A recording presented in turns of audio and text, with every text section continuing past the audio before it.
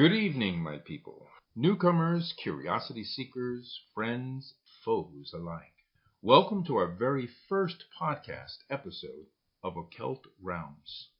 I hope this podcast is unlike anything you have ever heard before. Now, my name is Q. That's like the letter Q. I'm here today with my lovely lady, Cathy. Good evening, folks. Good evening, Cathy. Now, I'm not going to say this every show, but since this is the first episode, the first of many, hopefully, the word occult is going to hit people in a lot of different ways. Let me just say that on this show, it is used as it is defined in the dictionary.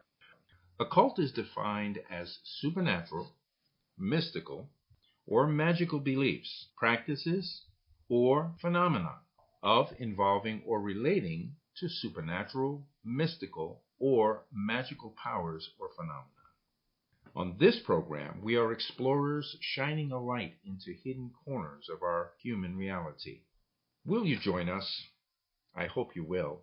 It's not all about magic and mysticism. It's about all kinds of hidden things. UFOs, past lives, flat earth theory.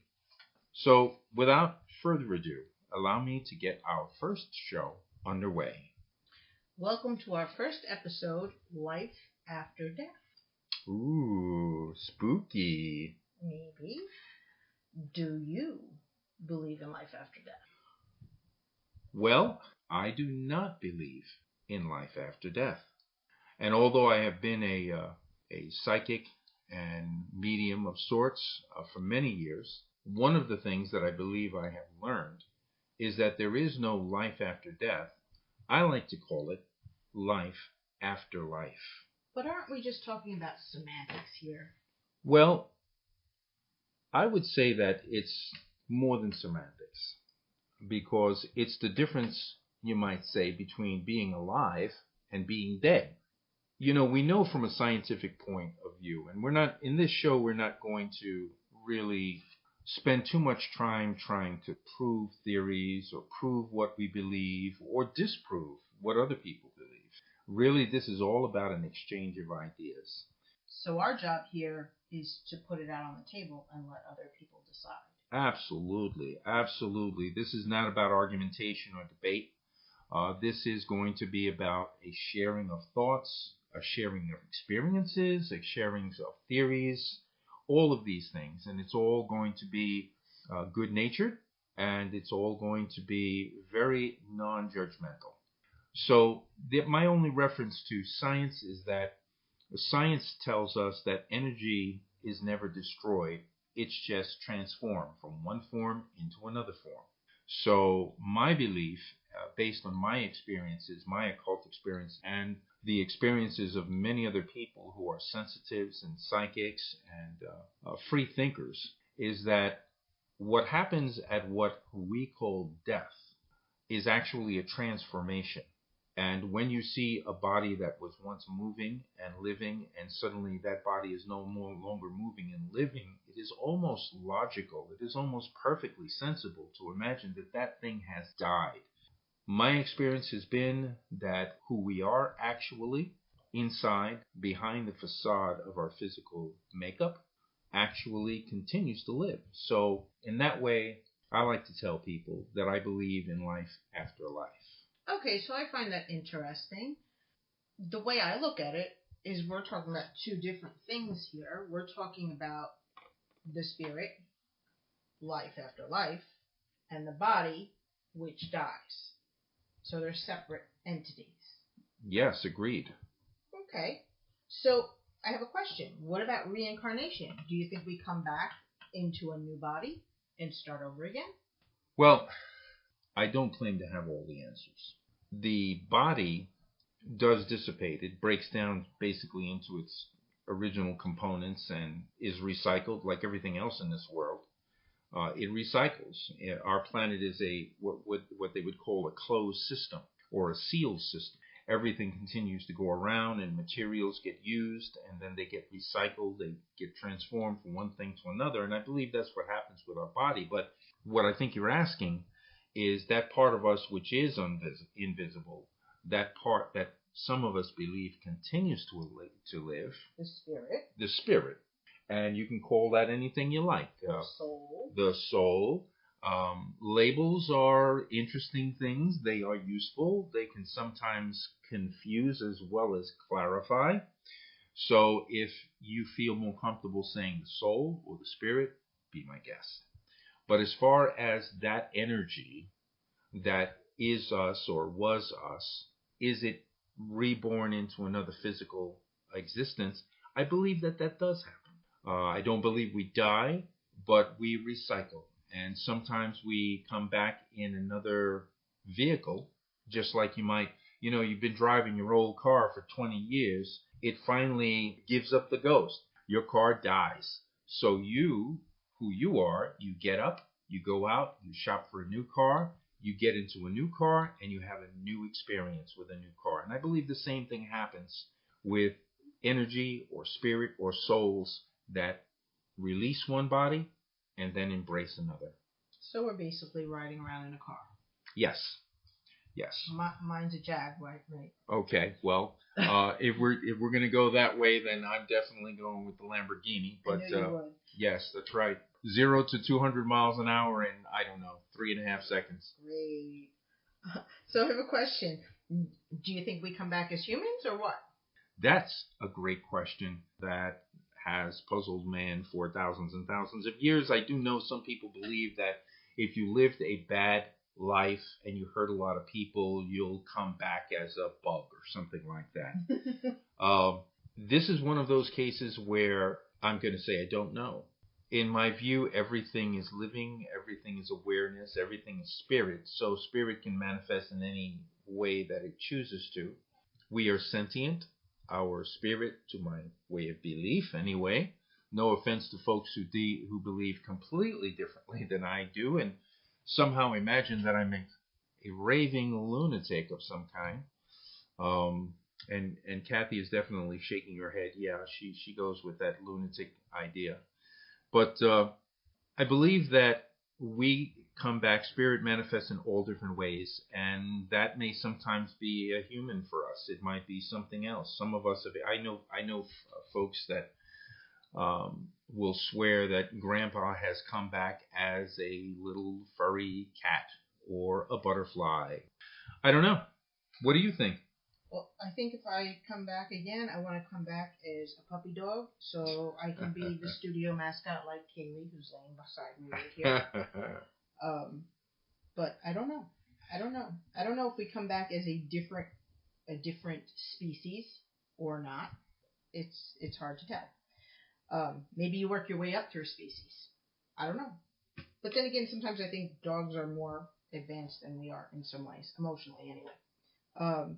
On another subject, so we talk about reincarnation, and that's one thing, but sometimes you hear about hauntings. So what about those spirits? Why have they not come back and been reincarnated? Instead, they kind of hang around.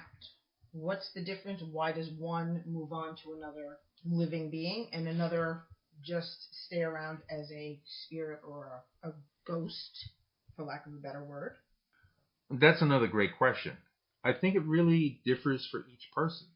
You could ask the question, well, what Hollywood and novelists and fiction writers have created for entertainment purposes and what is likely closer to reality. For example, I definitely believe in ghosts. Some people believe ghosts are the spirits of the dead. Like I said a few minutes ago, I believe in life after life. These ghosts are spirits.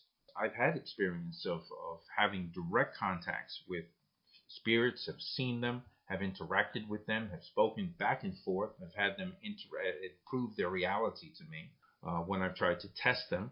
My opinion is that ghosts are not very different than people are. They're kind of like people between bodies. You know how you're employed at one job, practicing one profession, then you leave that job and you move on to another job and you do something different. Well, that period in between jobs is what I believe happens with spirits. And so if you were to look into many different experiences, poltergeists, hauntings, negative, evil spirits as opposed to good spirits, benevolent spirits, spirits of children, spirits of animals. You're going to have a different story with each one. It's like going out into the street and asking 1,000 people, why do you still live here? This neighborhood is not so great. Why did you decide to move next door? Why did you decide to go on vacation? Why did you decide to leave your family? Why did you decide to take up a new life completely? Each situation is unique to that particular spirit.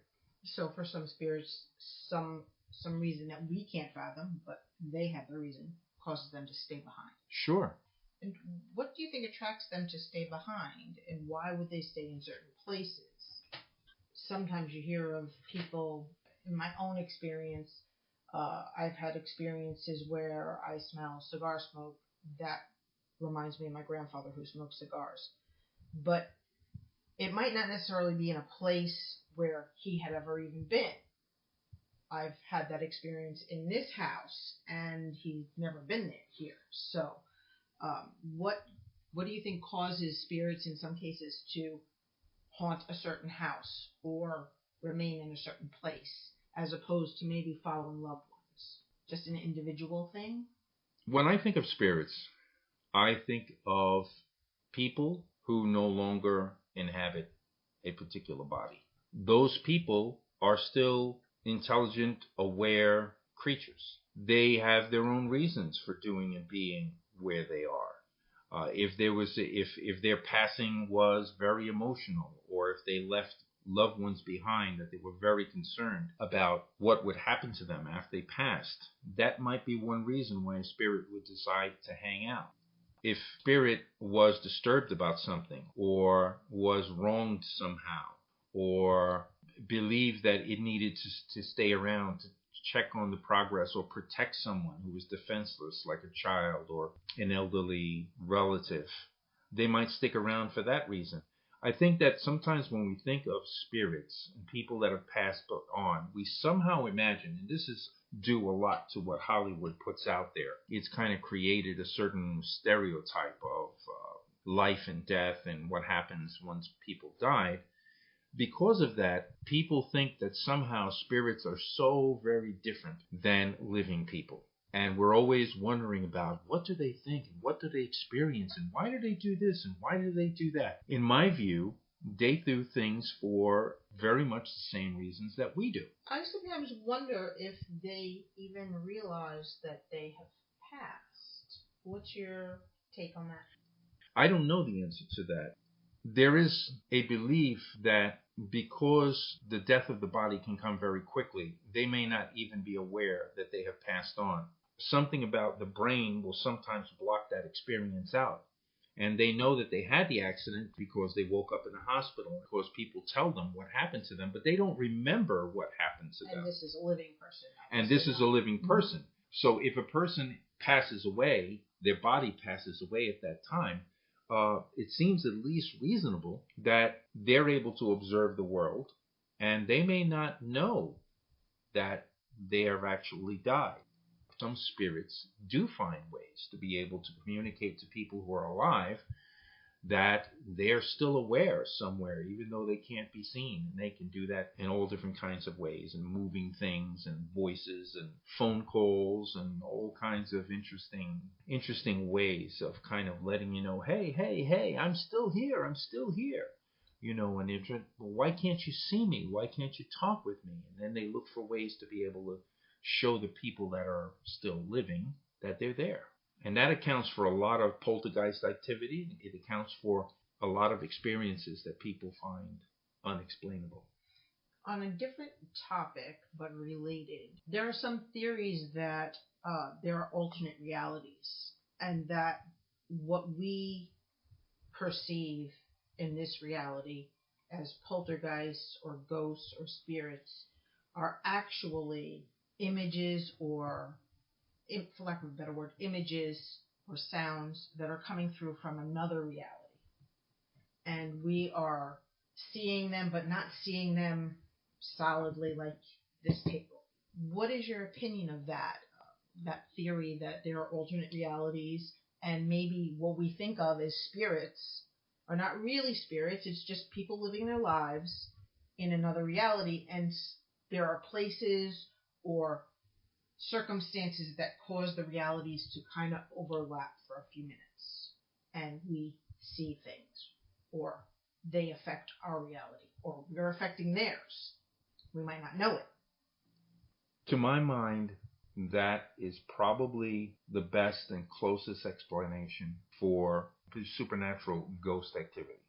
Everyone who knows me over the years knows that everything supernatural fascinates me. That's why I have this show. That's why this show will continue on episode after episode, covering all kinds of interesting topics. I don't believe that ghosts are dead people. I believe that they are living, but they are living on a different vibration or a different level or a different frequency, if you want to use that label. And that every now and then, when the circumstances are right, we are able to perceive that other level, that other vibration. To us, we're like, oh my God, I just saw somebody standing there and they looked at me and they pointed or they said something to me and then they disappeared. The most common interpretation of that is, well, I just had a supernatural experience where I saw a ghost. Some of the world's greatest geniuses and theoretical scientists have come to the conclusion that there are many different dimensions. Stephen Hawking had said, was famous for saying that there are at least 11 dimensions. Each dimension exists in exactly the same time and place, but in vibrations or frequencies that the dimension was completely unaware of the existence of the other dimension. Great minds have come to the conclusion that we live not in a universe but in a multiverse. And so these events, these things, even things happening years of the nature of time itself is questioned and is now thought to not be a linear thing that moves from future into present into past, but that all time exists simultaneously. So that means stuff that happened in what we consider to be the 1950s is still happening now, as well as things which haven't occurred, supposedly haven't occurred, in the 2020s, 2030s, 2050s, 3000s, are also occurring simultaneously. I don't want to bore anyone with the details about that right now, but this has really come to be a strong theoretical postulation, let's call it that, by some of the brightest people on the planet. I think we just found topics for future episodes. Yes, I would say. We'll get to them too. Yes, we will. If you keep listening, that is. So here's a thought based on everything you just said. Could it be possible that when a person in our reality, on our vibration, passes and their body dies, that their spirit moves to another vibration and just continues living, and they may not even realize that anything has really changed for them? They're just living at a different vibration, and perhaps some of them have the capability of changing vibrations. Even people on this level perhaps have the ability to modulate their vibration and experience things from another reality or dimension.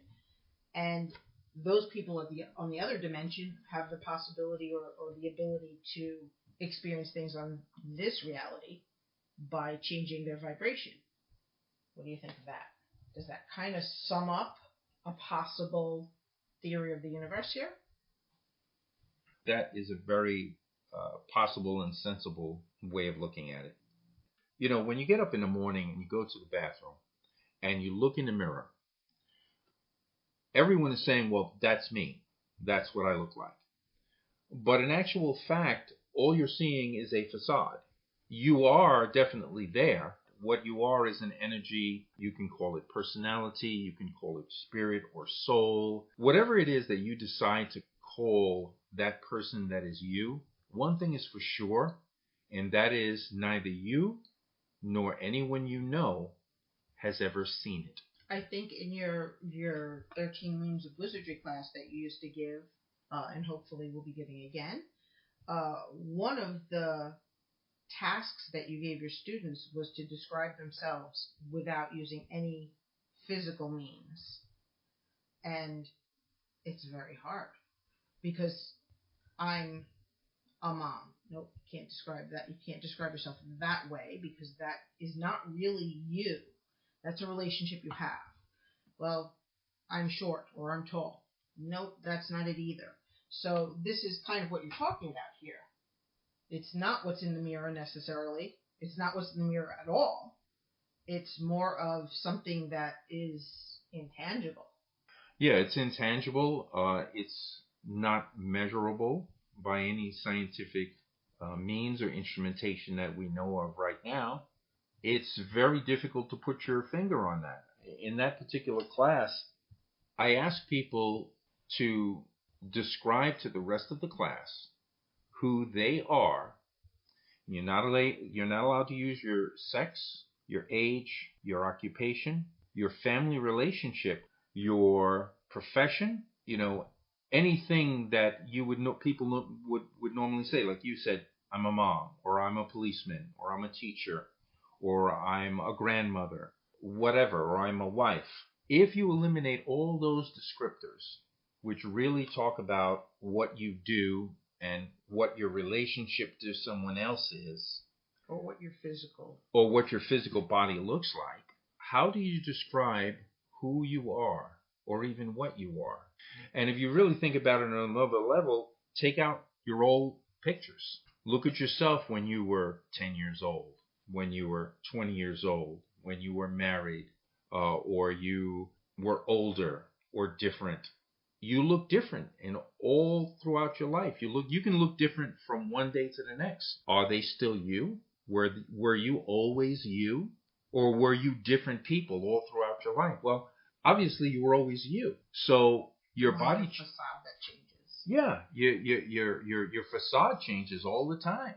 I mean, God forbid someone has an accident and they lose an arm. Are they not them anymore because they've lost that arm? No, you're still you.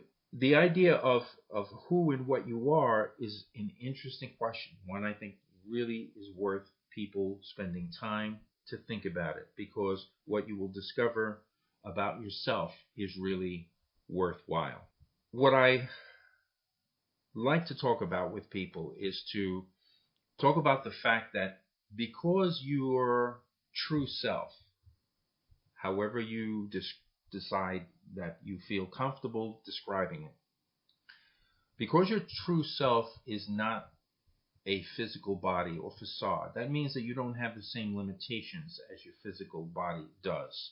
And so what you were talking about somehow being sometimes able to perceive other levels and other vibrations, is something that we're very capable of doing. And that's why we have so many people have those experiences. It's not very, very rare. It's actually rather common, although many people will hesitate to explain or to describe them to other folks because they'll say, well, he's a whack job, he's crazy, or she's been drinking too much or hitting drugs or whatever the case may be. And one last point I'd like to say, I've been a professional psychic for, I would say, close to 30 years. But I tell everyone, whether they're my clients or just people on the street having conversation, everyone is psychic to a greater or lesser extent. Everyone has the benefit of intuition. And if you decide that you want to develop it and make that stronger, like a muscle, by using it and with some direction, you will discover that you have psychic abilities as well. It's not just me. It's not just a favorite few. Everyone has this to a greater or lesser extent. And that was another class that you gave in the past and hopefully will resurrect. Yeah. Developing your psychic senses. Yeah. Yeah, and the most common thing I've heard, people will always say it. Oh, I have no intuition, no psychic sense, no anything. They're basically people walking around with antennas that have been broken off, or at least that's what they imagine. But that's not the case. They just need a little helpful guidance. That's all. And that's another episode coming up. Yeah. So I have a couple of experiences of my own. I've heard of children who say things or know things from a previous life. And I've had this experience myself. I'm significantly older than my younger sister. And when she was a young child, um, maybe 5 years old, maybe even a little younger, as we were passing through the Bronx on our way to go off Long Island for vacation, we were passing the brownstones, and she announced to the family that she used to live there when she was bigger. Mm. And she was adamant that she used to live there when she was bigger. And that's kind of a bizarre thing for a young child to say, but perhaps she was tapping into a previous life. And I think children have that capability more than adults. I think you lose that kind of thing as you get older. Do you have any comments on that? None other than to say that I have heard many experiences from folks, very normal folks, not people who are, supernatural. They're very normal people, and their children will have experiences like that. Sometimes it's very specific information. Even the child will say, well, they're able to tell you what's inside the house, or what's behind the house, or what's around the corner in a place they've never been to before. In this life. So yeah, no, that's totally legit. I think what happens, and this is one of the reasons I wanted to have this show, this podcast. We're going through life, and we're all very busy and doing our thing, caught up every day, and dealing with this or that. Our attentions are always seem to be on mundane issues, and the other important parts of life, the unseen things about ourselves, things about the bigger questions in life, they hardly ever get considered. We really are going to be going into a lot of relating experiences, and some of them will be interesting just because there are no neat questions and answers for it. And these are the kinds of experiences that people all over the world have had.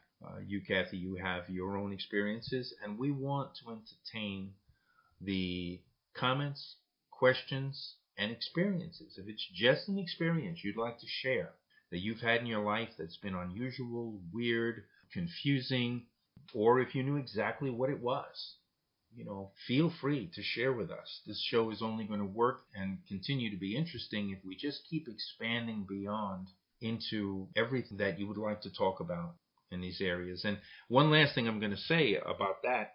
Everyone who knows me knows that I am a big, huge, gigantic, enormous fan of Halloween. And so even in our introduction and our conclusion, we have hints of Halloween. And so this whole thing with the occult and this whole thing with the supernatural is also about fun. It's not just about serious wondering, ponderings, questions, answers, theories. It's all about enjoying it as well. If you have any suggestions, by all means, feel free to share it with us. You can always put it in the comment section right here on YouTube, or you can connect with us in other ways. We'll get into that toward the end. I think toward the end of this episode, you are going to share one of your experiences with the spirit. But before we get to that, I want to ask you a question. I know a lot of people have experiences with ghosts, or they think that they do. They're not sure. Is it possible that ghosts are really evil spirits or demons pretending to be dead loved ones? Well, again, we come up upon those labels. And I said sometimes labels are good because they can clarify, but they can also deceive. Those labels involve words like demons and angels. And people will characterize a demon as bad and evil, as an angel as good and sweet and loving and godly. I like to think of them more in terms of spirits of different kinds. If you go down to Grand Central Station in New York, you will be able to find good people, loving, decent, caring human beings. If you continue looking, you might also very well run into murderers, rapists. You might get mugged, you might get stabbed. So if you think in terms, just to simplify it, and this is the kind, when you get to start talking about intangible things, spirit things, um, souls, and different kinds of entities, which might also be non-human entities, and that's a whole nother show. It can get mind blowing, a little bit confusing. So I like to relate it to the differences in human beings. You have some human beings that are wonderful people and other people that you should not turn your back on. And the same is true of the entities inhabit what we call the spiritual realm. So you need to be careful. If you imagine there's an invisible being, or just imagine for a moment that you were in your house and there was an invisible person that could walk through your house. They could know things about you that other people would not be able to know. So yeah, is it possible that there is a negative person that you can call a demon if you like, that would be able to try to deceive you? Absolutely. Yes, the answer to that question is yes. The opposite is also true. Almost the same way as people call you up and claim they're the IRS and they have a refund for you. That's right. Now, is that person on the other line a demon? Well, you could say in a way, because they're trying to deceive you, they're trying to take advantage of you or abuse you. So, yeah, it is possible for a person to try to do almost anything. And that is no different in the spirit realm. It's a lot of very interesting things, and I think we're kind of winding toward the end of our first episode. But I know you've had some experiences with spirits, and I was hoping that you would tell our listeners one of your experiences.